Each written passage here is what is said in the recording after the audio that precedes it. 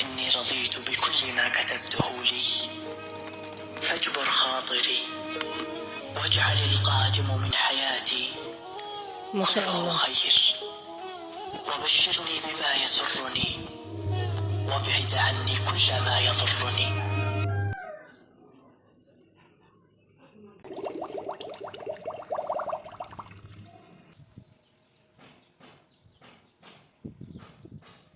صباح الخير، ازيكم حبايبي؟ عاملين ايه؟ يا رب تكونوا في احسن حال. النهارده بقى كده يوم جديد، حبيت ان ابدا الروتين كده. اول حاجه احنا عند الطيور.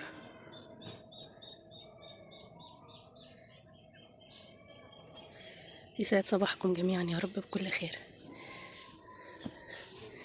هنا بقى العشه بتاعت البط. هدخل بقى كده بسم الله.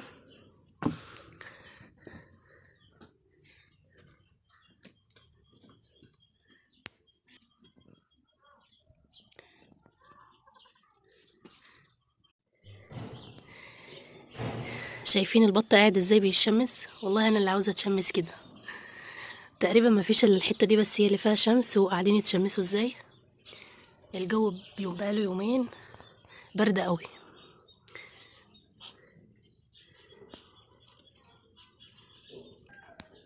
بسم الله ما شاء الله. ناخد بقى البيض بتاع النهارده. هو البيض ده ممكن يكون بقاله يومين ولا حاجه او 3، بس ما كنتش نزلت هنا فبيتجمع كده، فباجي بقى اخده كله مره واحده زي ما انتوا شايفين كده ما شاء الله.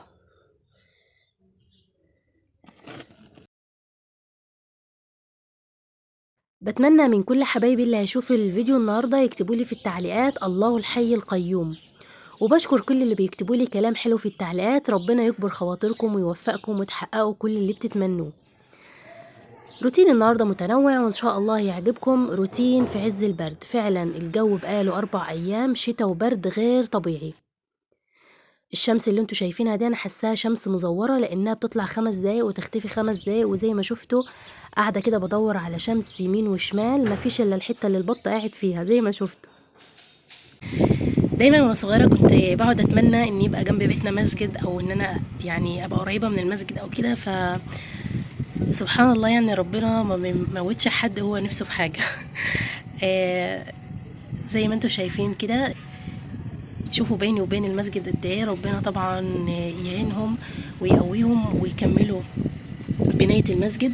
يعني انا هنا كده ده الباب، ده باب البلكونه اهو، وده المسجد. يعني مفيش الا حاجه بس بسيطه كده بيننا وبينه. شايفين ما شاء الله. مفيش احلى طبعا من جيرة المساجد. ربنا يتمم بناها على خير يا رب. واخيرا الامنيه اتحققت الحمد لله بجد. يعني كان نفسي اجرب شعور كده ان المسجد يبقى جنب البيت. يعني بتخيل صوت الاذان كده هيبقى عامل ازاي في البيت. ما شاء الله. اول حاجه بقى هبدا بيها النهارده، بما ان مفيش عمال، لقيت الدنيا كده ساكته ومفيش اي عمال خالص، فقلت بقى اول حاجه هعملها النهارده هبدا ان انا انضف البلكونه دي. مع اني كنت غسلاها من يومين ونضفتها خلاص، بس رجعوا كملوا شغل على طول. فربنا يعينهم يا رب ويقويهم ويبارك في كل المساهمين فيه يا رب.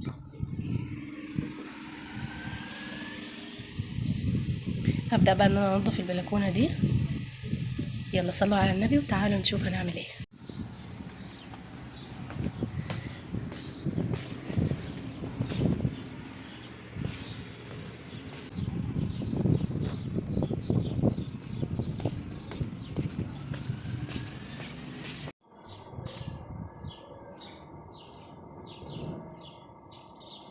شوية بنلاقي السما صافية والشمس طالعة، وشوية مغيمة زي ما انتوا شايفين، وفجأة الدنيا تشتي. الجو متلخبط خالص.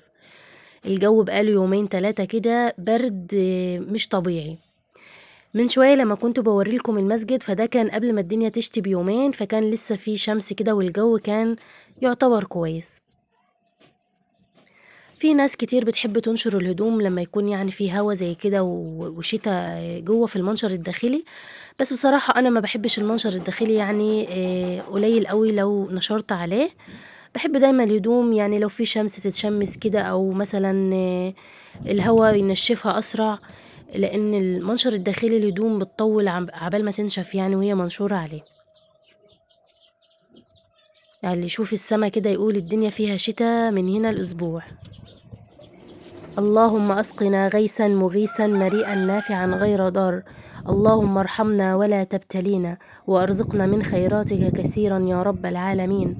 اللهم لا تقتلنا بغضبك ولا تهلكنا بعذابك وعافنا يا رب. مفيش احلى من الشتاء. الشتاء خير من عند ربنا، بس احنا هنا بالنسبة لنا في الارياف الشتاء بيبقى صعب شوية بالنسبة لنا، وخصوصا للناس طبعا اللي لازم تروح الشغل يوميا، والطلبة، الدروس، المدارس، الجامعات، الحاجات اللي زي دي كده، علشان الشوارع عندنا مش مرصوفة. فأول ما الدنيا بتشتي التراب بيبقى طين وبيبقى صعب المشي، والوضع بصوا بيبقى مأساوي. فربنا يلطف بينا. دي المرامية وريتها لكم قبل كده. المرامية دي حلوة في نزلات البرد، بنغليها كده زي اليانسون والاعشاب والحاجات دي، وممكن كمان لو حابه تشربيها مع شاي، ريحتها حلوه قوي وبجد طعمها حلو.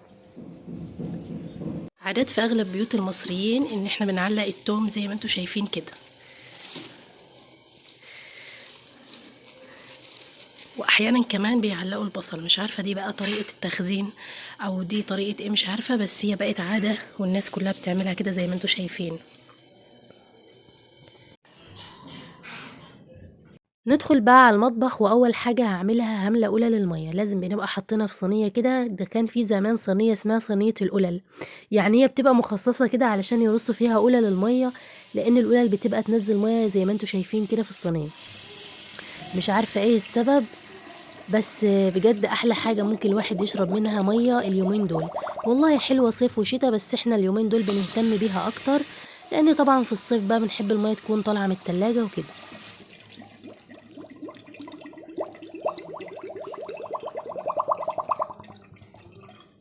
هنعمل تتبيلة بسيطة للفراخ المشوية: بصلتين، فلفل اخضر حلو حار، حباية طماطم، وممكن صلصة، 5 فصوص توم بقشرهم كده عادي، نص ليمونة، معلقتين زيت ومعلقتين خل، ولو حابة شبت وبقدونس، واضربيهم كويس في الخلاط. وبعد كده بقى دي الفراخ اهي بعد ما غسلتها كويس وشلت منها اي زوايد، ونقعتها بمية وملح وليمون وقشر يوسفندي، بجد بتبقى ريحتها حلوة ومفيش فيها اي ريحة زفارة خالص. بعد بقى ما ضربت التتبيله كده في الخلاط، بزود بقى البهارات، او ممكن تزودي البهارات قبل ما تضربيها. زودت بقى ملح وفلفل وكمون وورقتين لورا، معلقتين كبار لبن رايب زبادي.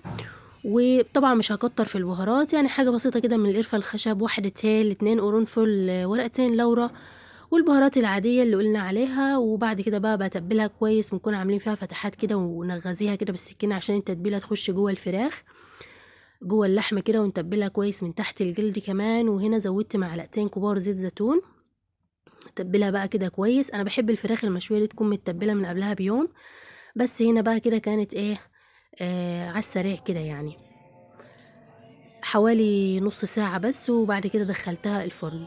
كمان هنا بشرت جزرايه كده بيبقى حلو مع الفراخ المشوية. ونسيت اقول ان حطيت نص معلقة صغيرة كاري وربع معلقة صغيرة كركم مع البهارات. بعد كده بقى دخلتها الفرن، وعلشان تستوي بسرعة بغطيها بغطا كده او بلفها بورق فويل، وبعد ما تستوي بشيل الغطا من عليها عشان تتحمر.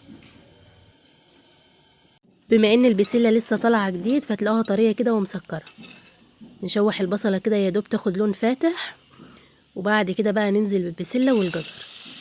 بيجي وقت كده بتلاقوا البسلة مهما تسويها على النار تلاقيها برضو محصحصة كده ومش حلو، فدي احلى وقت تجيبي فيه البسلة. نقلبهم بقى كده شوية مع البصلة، وبعد كده بقى حطيت معلقة صغيرة سكر والفلفل والكمون والكزبرة، واغطيهم بقى واسيبهم مع بعض كده شوية، حوالي 10 دقايق كده ولا حاجة. بعد كده بقى هنزل بعصير طماطم متصفي،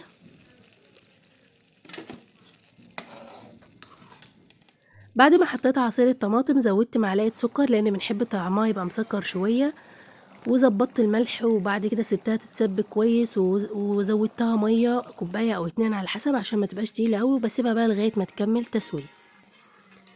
هنا بقى هعمل شوربة لسان عصفور بس من غير شوربة، والطريقة دي بجد كل اللي دقها قال ان هي فعلا احلى من اللي بتبقى معموله بشوربه فراخ. بجيب بصله مفرومه وبشوحها كده شويه، يعني يا دوب البصله تدبل بس، وبعد كده بنزل عليها بجزرايه مبشوره. انا دي تاني مره كنت اعمل شوربه لسان العصفور بالطريقه دي، وفعلا الطريقه دي حلوه قوي. بعد كده بقى شوحتهم شويه مع بعض، وزودت كميه الميه اللي انا عاوزاها، وحطيت حبايه طماطم ومكعبين مرقه وورقه لورا وواحده هيل، بس مفيش بهارات كتير يعني، الملح وفلفل وكمون، يعني ربع معلقه كده من كل حاجه. بسيبهم يغلوا غلوتين مع بعض، وبعد كده بحمر الشعريه وبحطها على الشوربه. بصراحه ما بحبش ان انا احط الشعريه من غير تحمير كده، ما بيبقاش طعمها حلو. سيبها بقى، واول ما تبدا الشعريه تستوي بطفي عليها وبغطيها. وده كده كان كيس ترمس لقيته وانا برتب المطبخ، ملوش يعني علاقه بالموضوع، بس حب يظهر معانا فقلنا يلا مش مشكله. هنا بقى كنت خلاص خلصت. سمعت مره حد بيقول لو عايزه الرز يبقى لونه ابيض قوي زي الاعلانات او زي ما بتشوفوا في الصور، يعني اعصري عليه عصره ليمون وهو بيغلي. وفعلا جربتها. دي الفراخ كمان بعد ما استوت. احلى حاجه الفراخ المشويه بالذات تكون متبليها من قبلها بيوم او على الاقل 4 ساعات عشان تبقى شاربه التتبيله، بس دي برضو كانت حلوه. لو وصلتوا لهنا من الفيديو ما تنسوش تعملوا لي لايك للفيديو وتكتبوا لي تعليق حلو زيكم. هنا بقى عملنا شوربه لسان العصفور بالطريقه اللي انتوا شفتوها، بجد طريقه حلوه قوي، خصوصا ان في اوقات ما بيبقاش في شوربه فنعملها بالطريقه دي. الجزر بيفرق في طعمها طبعا. بتمنى يكون الفيديو النهارده عجبكم. ما تنسوش بقى تعملوا اللايك للفيديو. تعالوا بقى اوريكم طواجن وقلل الفخار. انا دايما كان عندي فوبيا من البايركس والفخار، بس بعد ما استخدمت الفخار وجربته بجد حلو قوي، وطعم الاكل بيبقى فيه حاجة تانية. لكن البايركس جربته مرة وعدت على خير، بس ما عنديش استعداد اجربه تاني. فتعالوا نشوف الفخار. مفيش احلى طبعا من الشرب في القلل الفخار، بجد يعني انا بحس ان المية لها طعم تاني. في كل بيت كده لازم يكون فيه قلل زي ما انتم شايفين. عندي هنا كمان الطواجن الصغيرة دي، ممكن تعملي فيها بشاميل، ممكن تعملي فيها رز معمر، تعملي فيها طواجن اي حاجه بقى انت حابه. كمان هنا الطاجن بتاع الرز اللي هو الكبير ده يكون غويط شويه، وعندي كمان الطاجن ده انا طبعا استخدمتهم، بجد حلوين قوي. اللي تقولوا لي بقى كولر ولا ازايز ولا مش عارفه ميه ايه، لا بجد الشرب في الفخار حاجه تانية خالص، القلل والزير والحاجات دي.